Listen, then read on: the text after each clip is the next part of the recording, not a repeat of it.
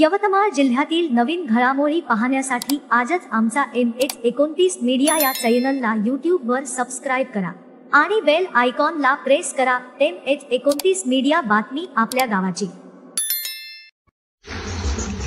44 कोटीच्या फसवणूक प्रकरणातील जनसंघर्ष अर्बन निधीचे प्रणित मोरे अखेर पोलिसांच्या जाळ्यात। स्थानिक गुन्हे शाखेची कारवाई। जनसंघर्ष अर्बन निधी लिमिटेड संचालक प्रणित मोरे, साहिल जयस्वाल यांनी ठेवीदारांची 44 कोटीने फसवणूक करून संचालक 9 डिसेंबर पासून बेपत्ता होते। या प्रकरणी ठेवीदाराच्या तक्रारीवरून 18 डिसेंबर रोजी दिग्रस पोलिसांनी प्रणित मोरे व साहिल जयस्वालसह त्यांच्या परिवारातील 5 जणांवर विविध कलमान्वये गुन्हे दाखल करण्यात आले होते। या प्रकरणाचा तपास स्थानिक गुन्हे शाखा, आर्थिक गुन्हे शाखा उपविभागीय अधिकारी दिग्रस पोलीस करीत होते।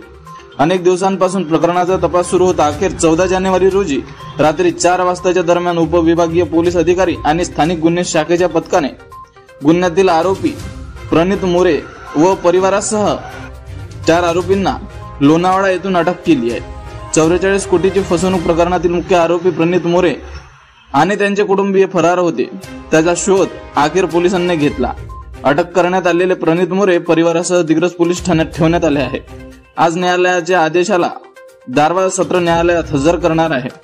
तांत्रिक बाबी आणि गोपनीय माहितीच्या आधारे गुन्ह्यातील 4 आरोपींना लोणावळा येथून अटक करण्यात आली आहे।